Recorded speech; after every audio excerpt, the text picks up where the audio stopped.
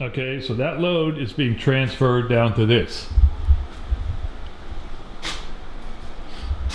So it gets transferred down to the I-beam, and then down the I-beam to the column, to a footing underneath the column.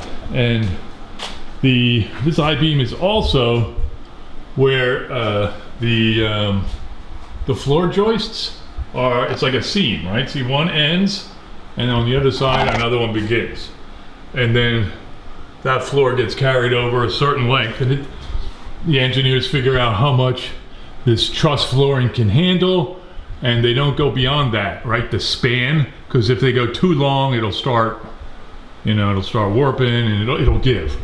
Now, as far as the houses that have the garages underneath their family rooms, it actually goes a little beyond the family room, but it would go from that wall, right? It's about 22 feet to here. So their basements are this much shorter, 22 feet, probably about 22 feet shorter. The basement ends here, around here. The way it's laid out is maybe it's around where the column is.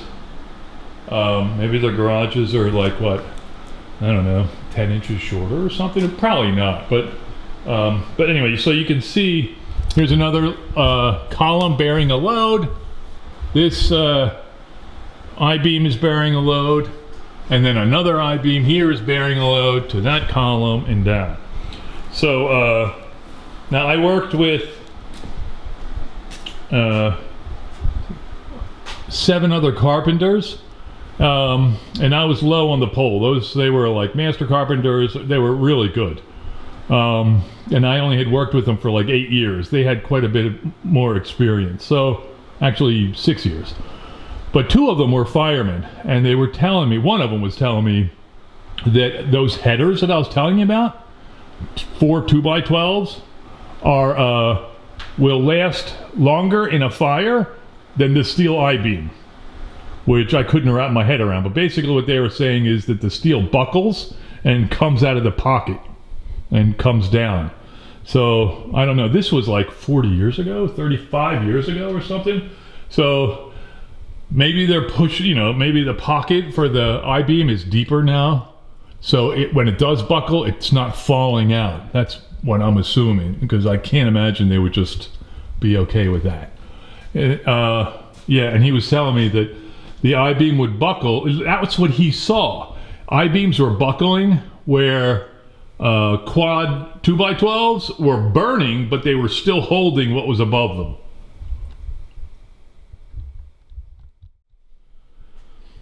So normally when you have an I-beam in the pocket, you're not going to have a column right near it. So perhaps the architects or engineers determined that they should put a column here in the event that steel I-beam buckles, and then the column can carry the weight. I really don't think that's the reason. So I'm not sure what that was done for, but it could be. And there's actually one on the other side. There's a column over here, not too far from that pocket. Okay, so I measured this floor joist, and this is approximately actually 13 feet. And then from this beam over to this one was like 10 feet, roughly. And then the joists go perpendicular in the other direction.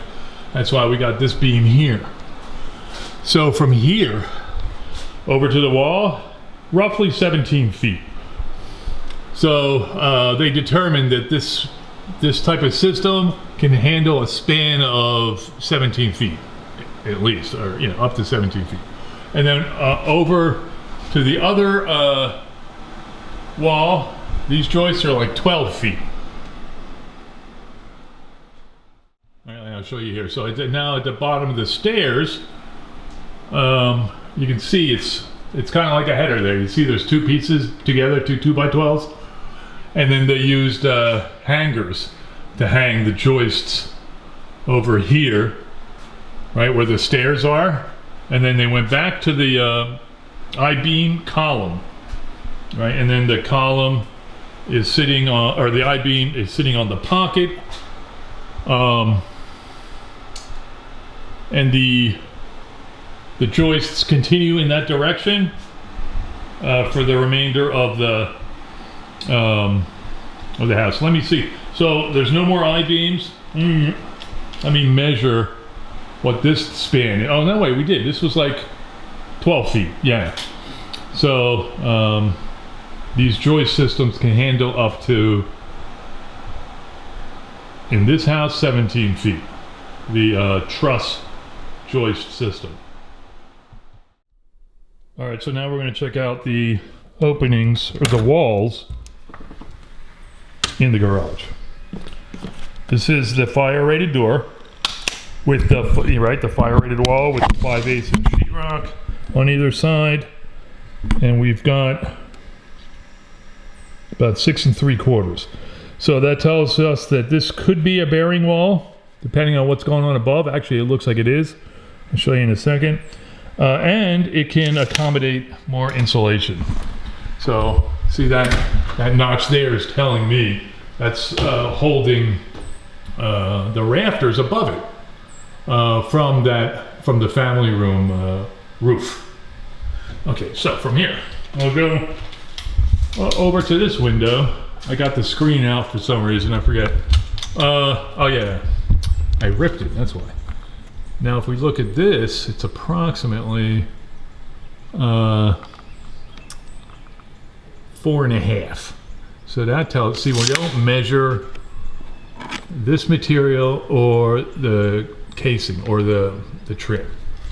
But what they do, this is probably like J-bead or J-channel they call it, and it looks like this. So the back of it, the right side of the J-channel would be longer, and then it comes over and up a little bit, and then this sheetrock slides into it. So you get this clean edge right here. And then they put the casing on top of it. So anyway, 4.5 inches tells us this is a 2x4 wall, right? 3.5 inches plus a ½ inch over here and the sheathing over there, or the OSB. Now for the frame of the garage, you can see the frame ends right where the weather stripping is. So we're going to measure from right there. And it is 4.5, right? That's trim, and we don't count that. Again, the 2x4 wall, and this is actually load bearing. It's actually bearing a little bit of load from that roof, not much. So 2x4s can handle it, right? All right, I got one more to show you. It's kind of dark over there, but so the staircase is on the other side of that sheetrock. And why they use pressure treated there at the end, I don't know. Maybe that's what they had lying around. Maybe some codes have changed in 35 years, because my knowledge is prehistoric. But like we started using plates, the plates on top of the concrete foundations. We started using pressure treated there for to help. And we also actually would put, and they didn't do it here, aluminum underneath them. So the aluminum would sit flat, and then it had a little drip edge, like 60 degrees, because it's kind of like we use it as a termite barrier, because termites couldn't go through this thin aluminum, and they couldn't for some reason figure out how to go around that. I don't believe if that's true or not, because I've seen termite tubes all over the place, but that's what we did.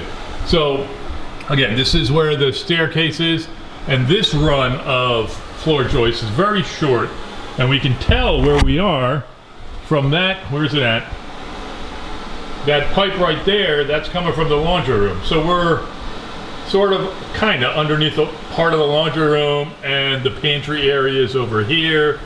So these joists, I got my laundry lines here. Okay.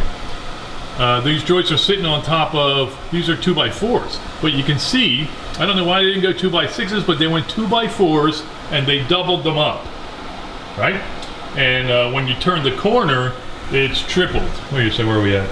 Actually, look, so we got this one, we got 2, 3, 4, and then we got the jack.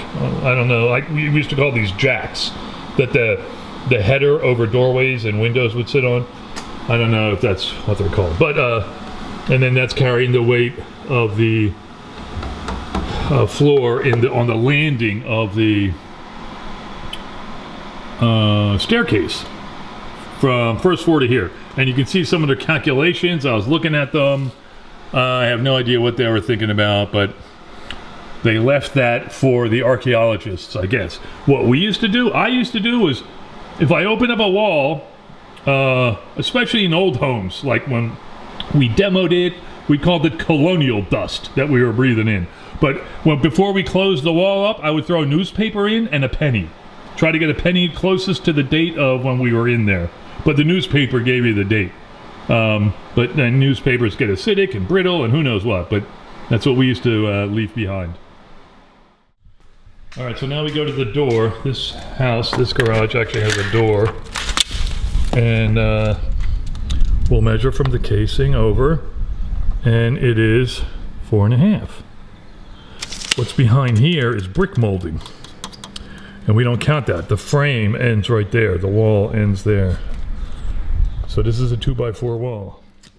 All right, something else that's different. And this model house, quite a few of the model houses, some of them have longer driveways because their garage is not on the other side of this wall. Their garage is under this floor. Which means then that door is not there. And they actually, at least this model house, has 6 windows on the back. 3 sets of 2. And the garage would go back 22 feet to wherever. Sorry for moving the camera so fast. And I know the houses on the other side of the alley that are built like that, probably because of the grade. The front of the house the grade was much higher than the back. They have a beautiful view because they can see the sunset from there and it's gorgeous. But I'm not convinced. So they also have the French door here and the deck on the side for this model house with the garage underneath. But I'm not convinced that their family room is the same width as this one. I'm not so sure it ends here. Looking at the roof of that room, it looks the same just by eye. But the 22 feet would come way, way, way out. So I think the dimensions are a little off. My numbers are a little off. But their garage is underneath of them. Quite a few homes are that way. It depends on the grade.